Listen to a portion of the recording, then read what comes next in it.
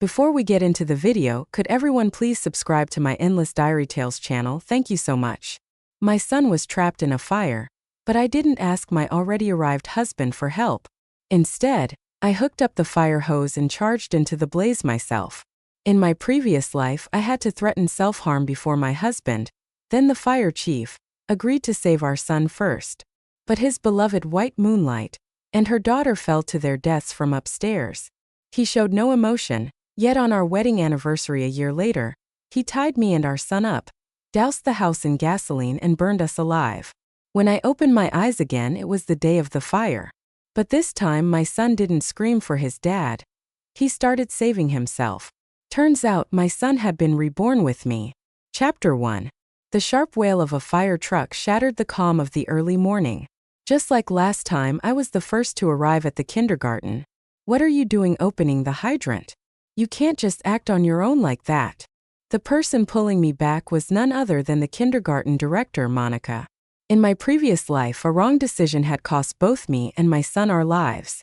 This time I didn't call my husband, who happens to be the fire chief, for help. Instead, I immediately opened the hydrant myself. I'm certified in fire safety too, and under these circumstances, I acted quickly and efficiently. What I didn't expect was that Director Monica would rush over to stop me as soon as she saw me trying to fight the fire myself. Monica has worked at this kindergarten for decades, and her daughter Laura is also a teacher here. Laura happens to be my son's homeroom teacher. She was the one who called me about the fire. This time I arrived earlier than I did in my past life. Sure enough, the fire started in my son's classroom. All the kids were still inside. Desperate, I pleaded with Director Monica. The senior class is in real danger. The fire is the worst in their room. If they don't get out now, they'll suffocate. But Monica still held on to my wrist, her expression calm as she said, "Don't be an alarmist. It's just a minor incident. The teacher is in there with the children. They've had proper training and know how to protect them." Other teachers gathered around as they saw me struggling with Monica, whispering and pointing fingers. This mother. Just because you want to save your own kid first doesn't mean you can ignore everyone else. The firefighters are already here. Do you really think you're more qualified than them? Yes, the fire crew had arrived, and my son's biological father was among them. He was leading the operation just like he had in the previous life. Sam, my ex-husband and the fire chief, responded swiftly and was coordinating the rescue. The fire was on the 3rd floor, but his first priority was the 4th floor, which wasn't even affected by flames. That's where Laura and her mother Monica were waiting in the unused art room for rescue. I looked up toward my son's classroom. I saw a familiar camo jacket appear at the hallway window. It was my son. They had escaped from the burning classroom, but the flames on the staircase blocked their way out. Now they were trapped in the hallway with no way forward or back. My palms were sweating with panic as I fought Monica for the fire hose. "I'm begging you. Look, they've made it out of the classroom. The fire is blocking both ends. If we wait any longer, the smoke will kill them. Let me put out the fire on the stairs and get them out." Monica glanced up and still held my wrist firmly, her voice eerily calm. "There are water outlets in the hallway. They'll cover their noses and wait for rescue. The stairs are already on fire. If you tell them to escape through there now, do you want them to get burned? Can't you see the firefighters are already working? Looks like they plan to rescue them through the windows in the corridor." But the firefighters weren't even heading to the 3rd floor. Watching the flames grow larger and larger, my heart felt like it was being thrown into a pot of boiling oil. From the 3rd floor, I heard my son's tender voice call out, "Mom, help us." This time he wasn't calling for his dad. He was calling for me. I looked up and saw him start throwing random items out the window to draw attention. Isn't that what I taught him to do in case of a fire? So my son had come back with me too. In my past life, when I got the call from Laura and rushed to the kindergarten, the fire crew had already set up ladders outside. I realized then that they had no intention of going to the 3rd floor. I knelt in front of them, blocking their way, smashing my head on the ground until it bled, begging with my life. Only then, with the help of other firefighters backing me up, did Sam finally change his mind and head for the 3rd floor. The children had just been rescued when the kitchen on the 3rd floor exploded. In seconds, flames engulfed the entire floor. The kids narrowly escaped death while Lara and her daughter, who had stubbornly stayed seated on the windowsill, were thrown off by the blast and fell to their deaths. Based on what happened before, there's less than 20 minutes until the explosion. I have to get my son out of there. Chapter 2. Director Monica was still holding me back. Time was running out. I clenched my jaw and shoved her aside. She wasn't as strong as me and fell to the ground. I rushed to connect the fire hose to the hydrant and aimed the nozzle at the burning stairs. In my last life, after we finally put out the fire, everyone realized that the flames on the stairs weren't even that bad. If we'd extinguished that fire earlier, the kids would have escaped down the stairs safely. Just wait a bit longer, son. Mama's coming for you. I turned on the water gun, but nothing came out. My heart sank. I ran back and hooked the hose to another hydrant, quickly setting up the nozzle again. Still not a drop of water came out. The hydrants in this kindergarten, they're broken, I shouted in disbelief. Director Monica fired back without hesitation. I told you not to act on your own. You should follow the firefighter's orders. I threw down the useless hose and rushed downstairs, frantically looking for a fire extinguisher. On the playground, one of the firefighters saw me and called out, "Hey sis-in-law, what are you doing here?" I turned and saw it was Bruno, the most senior member of the team after my husband. I grabbed his arm, desperate. "Quick, give me a set of firefighting gear. I need to get in there and save them." Bruno looked confused and tried to reason with me. "Sis-in-law, it's dangerous in there. Let us handle it, okay?" I dropped to my knees. "You know I'm trained too. There must be backup gear in the truck. Please give me a set." Bruno hésita Ted. I can't. Not without the captain's orders. "There's no time," I pleaded. "The kitchen is on the 3rd floor. If we delay even a bit longer, it's going to explode." In my last life, Bruno was the calmest one. He was the one who convinced Sam to change the rescue route. Even if he can't give me the equipment this time, once he hears about the risk of an explosion, I know he won't just sit by. Bruno's eyes widened in shock. He started to panic. "But we asked the director earlier and she didn't tell us any of that." "No way, I'll go get the captain now. You get to safety." He ran toward Sam. "Captain, the 3rd floor has the worst fire. The source seems to be the kitchen. We need to go there first." Sam barked back, annoyed. "What do you know? The 4th floor is more dangerous. They're suffering from the most heat and smoke. Plus, they're already on the windowsill. If we wait, they'll fall." Lara was hugging her daughter, sitting on the windowsill. Their legs dangled outside with nothing to grab onto. Her little girl had never seen anything like this and was struggling in her arms. They really could fall at any moment. Bruno was drenched in sweat, insisting, "But the kitchen is on the 3rd floor. If the gas comes into contact with the fire, it could explode at any second."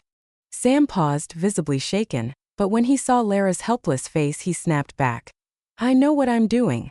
Move fast, don't waste time." "But your wife's headed to the 3rd floor too. And your son? Isn't he at kindergarten?" "Shut up. I'm in charge here. Are you following orders or not? If not, get the hell out of my sight." I saw the frustration on Bruno's face and knew I couldn't count on him anymore either. The cries from my son's class were growing weaker. The kids were probably choking on the smoke already. I sped up, classroom by classroom, throwing open doors on the 1st floor. Finally, I found them. A pile of fire extinguishers in the surveillance room. Chapter 3. Director Monica kept following me, blocking me inside the surveillance room. "Why won't you listen? You're completely disrupting the firefighting efforts." Just moments ago, I had pushed Monica to the ground. Now the other teachers had caught up and surrounded me.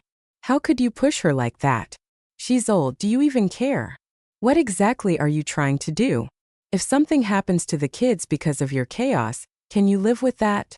I glared at them and snapped, "I'm trying to put out the fire, not cause chaos. You're the ones blocking me. What are you trying to do?" My desperation must have gotten through a little. Some of them looked hesitant now. One of the surveillance machines was still working. On the screen, I could see my son leading the kids away from the kitchen toward the far end of the hallway. Looks like he'd warned the teacher about the risk of an explosion. They had covered their mouths and noses with clothes and were huddled next to the bathroom closest to the stairs. All I needed to do was put out the fire on the stairs, then they could escape immediately. The kids are barely holding on. Are you really just going to stand here and do nothing? The teachers stared at the screen, tense murmurs spreading among them as they wavered. Then suddenly a teacher ran in breathless. The fire chief gave orders. Everyone needs to evacuate immediately. It's too dangerous in here. No one is allowed back inside until backup arrives. He said someone was already interfering with their rescue efforts. All eyes turned to me. I was completely surrounded now. Sam, you won't save our son. And now you won't even let me. Monica turned to me and said coldly, if you run into the flames recklessly and something happens, who's going to be responsible? The teachers grabbed me again. That's right. The chief made it clear. We're to stop anyone from going in. For the safety of all the children, we can't let you act impulsively. My hands began to tremble. My son didn't have much time left. They were wasting precious minutes. They were killing him by doing nothing. Desperate, I cried out. I'm certified. I have my firefighter license. I'm qualified to go in, if I just have the equipment. But no one was listening anymore. They wouldn't budge. Time ticked by. I couldn't hold back the tears as I clutched the fire extinguisher and tried to push through them again and again. I kept struggling, but my strength was fading. And then, where's my child? Where is he? A tall, strong man suddenly forced his way through the crowd. Chapter 4. The man shouted anxiously. The ones who got out through the main entrance. My son wasn't among them. Is he still inside? Director Monica quickly responded. The fire crew is already rescuing the children. Please, sir, try to stay calm. The man had already stormed up to the director and shouted furiously. How can you say that? There's a fire and you're not even panicking. Before Director Monica could reply, a crowd of parents followed him in. The strength of the parents quickly overwhelmed the teachers. They all pushed into the surveillance room at once. Ah, that's my daughter, Roma. Why is she still trapped inside? My kid's in there too. Why hasn't anyone gone in yet? There's so much smoke, they won't hold on much longer. Roma's mother saw me, tear-streaked and exhausted. Ethan's mom, what's going on? I immediately shouted. They stopped me from putting out the fire. The third floor is about to explode. If we just put out the flames in the hallway, we can save them. The parents were desperate. There wasn't a second of hesitation. There are fire extinguishers here. Let's go together. But Monica tried to block us again.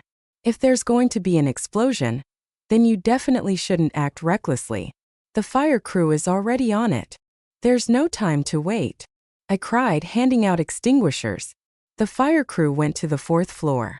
No one is going to the third. We have to do it ourselves.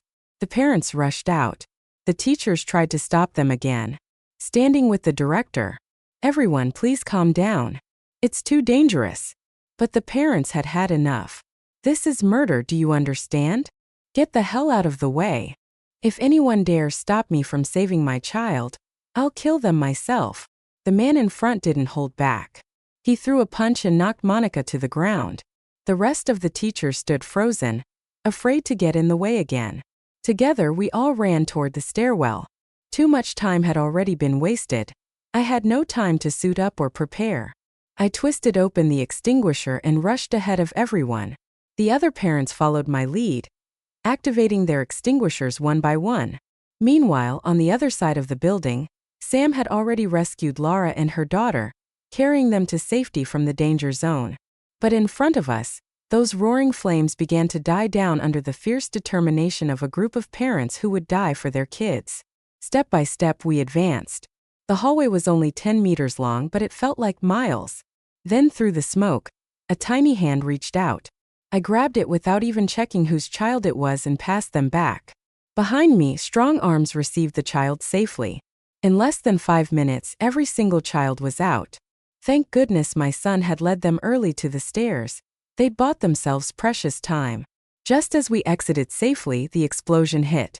Sam stood off to the side, holding Laura and her daughter in his arms, watching everything unfold like it was a show. My 6-year-old son clung to me tightly, his voice full of worry as the medics arrived and bandaged my hands. Mama. This time we didn't need Daddy. I turned to look at Sam and Laura. Sam didn't even spare a glance for me or our son. Laura, pointing toward me, whispered to Sam, "I know how the fire started. I have evidence." Laura was a teacher here, and Sam's first love from 10 years ago. When Ethan started kindergarten, she and Sam had a coincidental reunion. Sam had been with me for 10 years, the man everyone thought was a great husband and devoted father. I never once suspected him. Who would have thought that in a real fire he'd save them first? And that even in death, he would want me and our son to pay the price for them? If I hadn't threatened the fire crew with my life in the last life, if I hadn't known anything about firefighting, if I had just been a mother acting on instinct, then the only ones who would have died in this fire would have been my son's entire class. After all, it was Laura who called me this morning, and I just happened to arrive when my son's class caught fire. I held my son tightly. I had almost lost him again in this life. "Ethan, how did the fire start in your classroom?" Ethan sobbed. "It was the cubby where we put our backpacks. That's where the fire started." My teacher touched my backpack again. "I remember she did that last time too," Ethan cried. "This time I woke up and wouldn't let her touch it, but she scolded me and still grabbed it away." My heart skipped a beat. I suddenly recalled what Laura had whispered to Sam earlier, and that phone call she made to me this morning. Was all of this connected? I quickly called our nanny at home, confirmed a few details, and everything fell into place. Then I made several more calls, arranging everything. Only then did I put my phone away, ready to watch them put on their show. Chapter 5. After the firefighters extinguished the flames, everyone gathered on the playground, covered in ash and soot. The fire and explosion at the kindergarten had stirred up a huge storm. Many parents rushed over, taking emergency leave from work. Even grandparents arrived, shaking with worry, some leaning on canes, clutching each other for support. "You must investigate this thoroughly. We want answers. This wasn't just a fire. There was an explosion." Just then Laura, who had been hiding behind Sam, stepped forward. With tearful eyes and a trembling voice loud enough for everyone to hear, she turned to Director Monica and cried out, "Mom, Director, it's all my fault. I found something dangerous in Ethan's backpack. I just called his mom to warn her, but I never imagined it would still cause a fire." The parents grew restless. They demanded, "What do you mean dangerous? Speak clearly." Laura wiped her tears and replied, "There was a hydrogen-powered glow capsule inside his backpack. It used batteries, but the battery was leaking. It was a serious hazard." Some frowned. That was basically like putting a time bomb near the children. Leaking batteries could easily trigger spontaneous combustion. Seeing the parents grow angry, Laura continued, "I reported it as soon as I noticed it. I called his mom right away, but it was still too late." Sam then turned toward me and our son, frowning deeply. "Miriam, we studied fire safety together. You even got certified. How could you give your son something like that and let him take it to school?" Wearing his fire chief uniform, his words carried weight. Almost immediately, everyone turned to look at me with suspicion. They were convinced the fire had been caused by me and Ethan. But at that exact moment, the chief of the municipal fire department arrived at the kindergarten with his team. I had reported the case to him myself. I told him someone was deliberately setting a fire at a kindergarten and trying to destroy the evidence. With hundreds of children's lives at stake, he had no choice but to show up in person. At the same time, I had also contacted my close friend Chief Angelo from the police department. He and his officers were on their way as well. In my past life, when Laura and her daughter died, Sam kept quiet about the cause of the fire. I never pressed him for answers. But this time I would not stay silent. Let's see these wolves in sheep's clothing get exposed right here in front of everyone. Chapter 6. The parents surrounded me. Just as I was about to speak and explain, Laura jumped in ahead of me. "Ethan's mom, how could you be so careless? How could you let your child play with something like that?" Tears welled up in her eyes as she said dramatically, "So many children's lives were in your hands. My daughter and I almost died just now." Then Director Monica stepped forward as well. "Ethan's mom, your behavior was completely unacceptable. You even interfered with the rescue operations. You need to take responsibility for what you've done." The crowd erupted in anger. One furious father lost control and stormed toward me, raising his hand to slap me, but someone caught his wrist in midair. I turned to see it was one of the parents who had gone into the burning building with me. He stepped in front of me protectively and said firmly, "You just got here. You don't know what happened. When the fire broke out, it was Ethan's mom who let us in to fight the flames. If it weren't for her, all the children would have died in that explosion." I gave him a grateful nod, but others still looked skeptical. Didn't the director just say she interfered with the rescue? Roma's mom, who had also been in the surveillance room earlier, stepped up. "Everyone listen. Ethan's mom never disrupted the rescue efforts. We were there with her. She acted fast and bravely." The parents finally began to calm down. I turned to Sam and said coldly, "If you're accusing me of interfering, then as the fire chief, tell everyone. Exactly which floor was I stopping you from rescuing?" Sam didn't hesitate. "Fire is fire. What matters is putting it out. Does it matter which floor?" I pressed him further. "So you only went to the 4th floor, right?" "What do you mean only the 4th? We put out the fire on the 3rd floor too." I let out a cold laugh. After all these years together, I'd never realized Sam could lie so boldly in front of a crowd. "That was after the explosion. Before the blast, where did you go?" "We went to the 4th floor." "So what?" "There were people trapped there too. But there was no fire on the 4th floor." The more Sam explained, the more obvious it became. The truth hit the parents like a brick wall. So the fire department ignored the actual fire on the 3rd floor. No wonder the explosion happened. Monica quickly stepped in to cover for them. "Everyone, please stop blaming the firefighters. The situation was urgent. There were people already on the windowsill on the 4th floor. How could they ignore that?" Until now, everyone had seen Monica as a reliable figure, a veteran educator. Given her age and position, they'd been patient and respectful despite what happened. But I stared her down and said sharply, "Urgent situation? Then let me ask you. Did you clearly tell the firefighters the kitchen was on the 3rd floor? Did you know that hiding this kind of information would lead to a fatal mistake in judgment?" Monica's face flushed with embarrassment. She stammered, I just got confused, that's all. But everything's fine now, isn't it?" The parents were no longer calm. "Director, how could you keep something like that to yourself? The kids nearly died. Then it wasn't the fire crew's fault, the info they had was wrong." I cut in coldly, pointing at Sam. The fire chief knew the truth later, and still refused to go to the 3rd floor. Isn't that right? Chapter 7. The parents surged forward, shoving both the director and Sam. "You two were completely irresponsible. We trusted the kindergarten with our children, and the director almost got them killed." I heard the ones trapped on the 4th floor were Director Monica's daughter Laura and her granddaughter. No wonder she pushed the firefighters to go there first. "You firefighters were reckless. We're going to sue you. This isn't over." Neglecting lives. One lied. One refused to act. Monica put her daughter first. Sam put his long-lost love above everything. They abandoned all the other children in the face of fire. Sam stepped in front of Monica and shouted, "I was in charge on site. I decide who's in more danger." So now even Lara's mom was going to protect her. The crowd dragged the two of them back and forth in anger. I stood quietly with Ethan, heart bleeding. In Ethan's eyes, his father had abandoned him twice, each time to save someone else. Just then, the chief of the fire department finished inspecting the scene and walked over. He looked at Sam and said coldly, "Sam, you've really let me down. And who gave you the right to decide who gets rescued first in a fire?" Other firefighters stepped forward. "Bruno, you're the deputy chief, what are you doing? Rescue orders should be based on fire intensity and potential risk. Have you thrown away all those years of firefighting experience?" Bruno wiped his face with a soot-covered hand. His head lowered in frustration. "Chief, punish me. I should have forced everyone to go save the kids. I shouldn't have followed the captain's lead.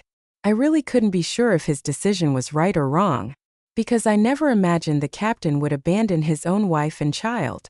That he'd make such a terrible call." The moment he said it, the parents exchanged shocked looks. The fire chief's own wife and son were on the 3rd floor, and he didn't even try to save them. Ethan couldn't hold it in anymore. He broke down in tears. "Daddy, why didn't you come for me? Why did you try to kill me? Was Ethan a bad boy? Why don't you want me?" If you don't want me, I don't want you either. He's just 6 years old. How could any child bear being abandoned by his own father twice? Shut up. Stop causing trouble. Sam suddenly roared at us in frustration. Miriam, just look at what kind of child you've raised.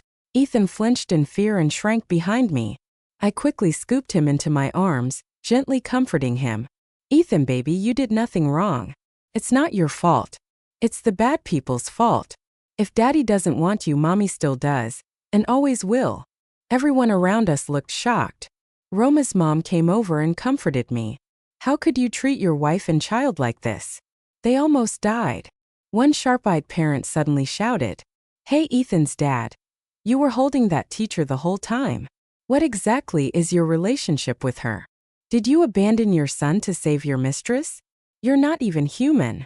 Another parent joined in. And you, director, how could you let your daughter become the other woman? When Ethan's mom tried to help fight the fire, you and the teacher stopped us all. She was crying, begging you. The teachers grew nervous. We didn't know. We were just following the director's instructions. Director Monica quickly blurted out, "I only wanted to keep parents safe.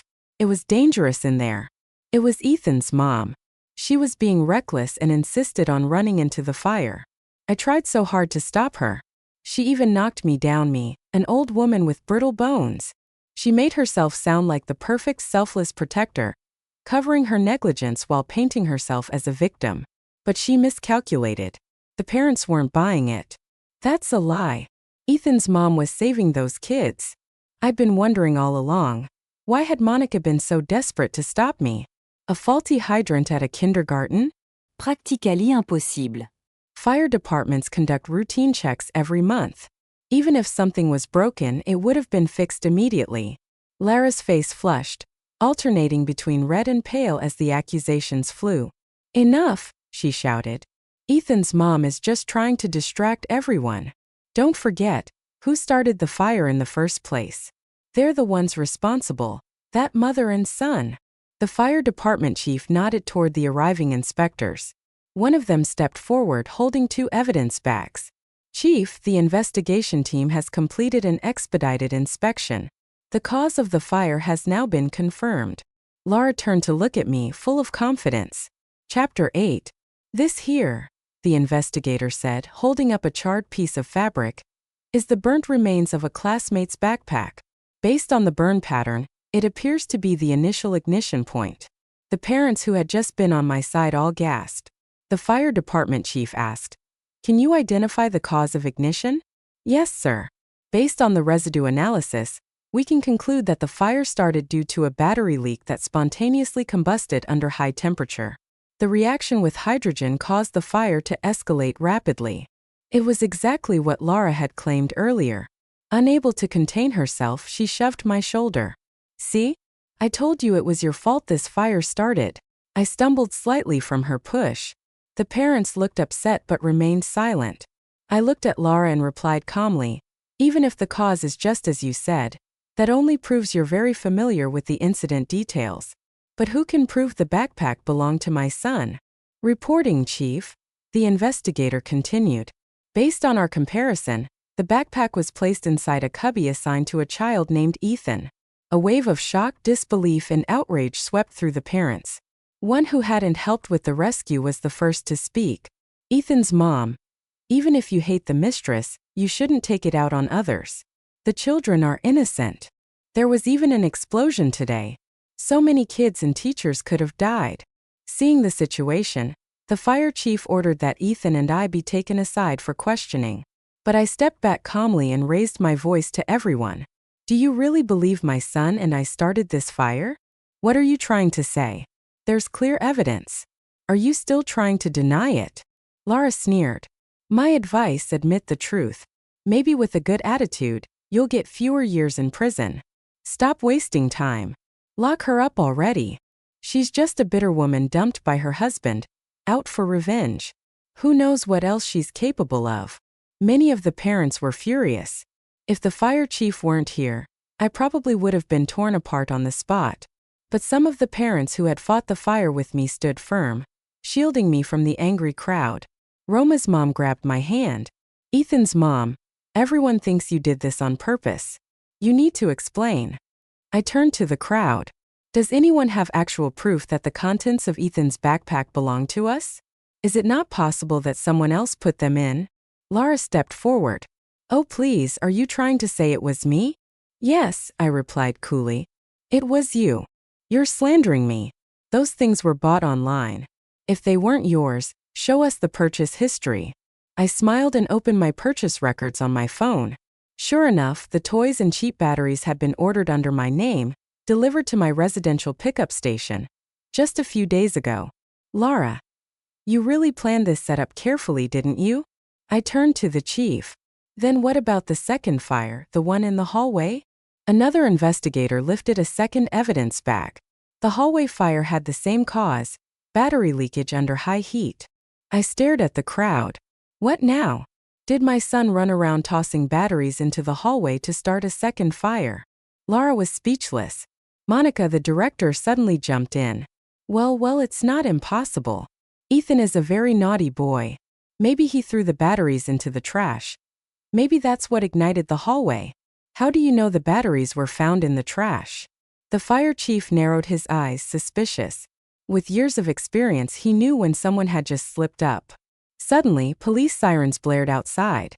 Chief Angelo had finally arrived. He strode in and called out, Miriam, I've brought the evidence. Chapter 9. Chief Angelo took out his phone and played a video from the courier pickup point. On screen, Laura was clearly seen picking up a package and walking away. Based on the timestamp, Angelo said, that package matches the order of the toys and faulty batteries purchased online. Laura shouted in panic. That doesn't prove anything. She ordered it. The account's on her phone. Sam, hasn't your phone been logged into the shared shopping account this whole time? Sam snapped out of his daze. Yes, we use the same account. It's been logged in on my phone. Has your phone ever been out of your sight? Sam looked at Laura suspiciously. Laura, did you use my phone while I was in the shower? How could you do this? Ethan is my son. How could you try to kill him? The police began walking toward Laura. Seeing that even Sam no longer stood by her, Laura panicked and hid behind Director Monica. Monica stepped in, blocking the officers. Even if Laura ordered the toys and picked up the package, you can't prove she's the one who actually put those things in the bag. The elderly woman looked like she was ready to fight tooth and nail. Not only did she shield Laura, she even tried to pull on the officer's arm. You all think just because her husband passed away you can bully a widow and orphan? I won't let you falsely accuse her. So Lara's husband had died. No wonder she was desperate enough to take such risks for Sam. Ethan stepped forward. Those things weren't mine. The teacher touched my backpack. She put them in. Laura lost her temper when even a child dared to confront her. You little brat. Stop lying. Who can prove I ever touched your backpack? I never even got near it. Most of the evidence had been burned. The classroom security footage was destroyed. Even fingerprints were reduced to ashes. Laura thought there was no way anyone could prove anything now. Although all signs pointed to Laura, whether she touched Ethan's backpack was the key. If I had proof. I stared her down. Just then a phone rang. A recording began to play from the officer's speaker. Familiar voices echoed loud and clear. You little bastard. Get out of my way. Give me your backpack. Don't touch it. Somebody help. The teacher is stealing my backpack. Nobody's in the classroom right now. Who's gonna help you, huh? Let go. There was the sound of a scuffle, and then Ethan's crying. She must have pushed him. Next came rustling. A zipper unzipping and zipping again. Then Lara's voice. You little bastard, just like your awful mother. I put the bag on the shelf. Don't touch it. Go outside and do exercises with the others. Ethan was too young to understand, but everyone else in the room did. The hatred in the parents' eyes exploded. They surged forward, surrounding Laura and Monica with furious curses. Even surrounded, Laura still yelled at me. Miriam, you're despicable. I looked at her coldly. Despicable? I gave my son a recording device because he kept getting hurt at school. I wanted to know what was really going on. You thought once everything burned, there'd be no evidence. You didn't expect the recorder was synced with our home system. Every file uploaded instantly. What she really didn't expect was that Ethan had returned with memories of the past and had tried to stop her from touching his bag. That's why the recorder was triggered. An officer stepped forward and cuffed Lara. This is what we call the net of justice. It is vast and tight. Lara, you are now under arrest for arson. No, I didn't start the fire. Even if I put those things there, I didn't cause the explosion. She was still struggling. At that moment, more officers and firefighters approached with a new bag of evidence. Chapter 10. Chief, one firefighter reported, we found a heat pack in the director's office. It matches exactly with the fragments discovered at the scene. We suspect the heat released by this item caused the batteries to ignite. Director Monica lunged forward trying to snatch the evidence bag, but was tackled to the ground by police. That's mine. I'm old and afraid of the cold. I use those heat packs for myself. Oh really? The officer retorted. Because the same type of heat pack was found in the hallway and inside the backpack. And you somehow knew where the hallway batteries were found, buried under trash. How do you explain that? Lara turned toward Monica in a daze, then suddenly shouted, No, I took the heat packs. It has nothing to do with my mom. I wasn't going to let them off easy. Then who's going to explain why the fire hydrants had no water? The officer glanced at the teachers coldly. Tampering with fire hydrants is no different from arson. If anyone's thinking about covering for someone, think again. The old janitor suddenly stepped forward in a panic. I remember now. I saw the director messing with the hydrants. I thought she was checking them. I didn't realize she was sabotaging them. That was the last straw. The enraged parents could no longer hold back. Fists came crashing down on Monica and Lara. The grandparents of the children even spat on them in fury. It took all the officers' effort to pull them from the mob. Monica and Lara thought they were finally saved. Smiles of relief crept onto their faces. But the officer's next move wiped those smiles away. In the next second, 2 cold handcuffs clicked shut around their wrists. As they were shoved into the police car, surrounded by the curses of furious parents, Lara's daughter chased behind the car, crying for her mother, now an orphan with no family left. It turns out Director Monica had raised Lara alone as a single mother, and now Lara's daughter's future was left uncertain. Just before she was taken away, Lara turned and glared at me venomously. Miriam, don't think you've won. Sam never loved you. He was screwing me while telling me how sick of you he was. Slap. Sam's hand landed hard across her face. You filthy whore. I protected you and you ruined me. He raised his hand to hit her again, but the fire chief stopped him. Sam, the chief said sternly, you let your selfish desires cloud your judgment during a rescue. You'll be held accountable. Prepare to do time. As Sam was led away, Ethan clung to me and whispered, Mommy, I don't want that kind of dad. And I held him tight. That kind of beast doesn't deserve to be Ethan's father. He doesn't even deserve to be called human. After the arrests, the police sealed the kindergarten. The teachers, now crying, wailed in despair. We didn't know anything. We're innocent. Now we're going to lose our jobs. But the parents snapped back. Innocent? You followed orders blindly and let monsters hurt our kids. You're lucky we didn't beat you too. The teachers scattered under the parents' rage. Later, Officer Angelo told me that Director Monica had confessed everything. At first, she tried to stop Lara when she learned Lara planned to start the fire. But Lara refused. She was determined to get rid of Ethan, the little obstacle standing between her and the status of fire captain's wife. She thought she could exploit kids' curiosity and the parents' ignorance to frame Ethan and me for it all.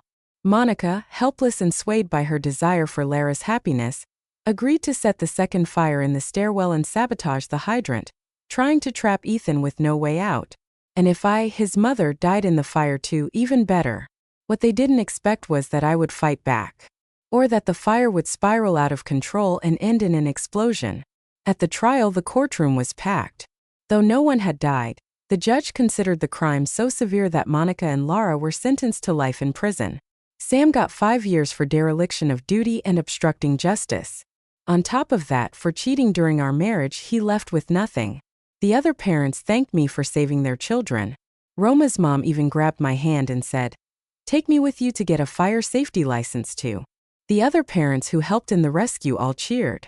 The children found a new kindergarten. And my Ethan, after everything, became my little man. Mom, he said, from now on I'll protect you.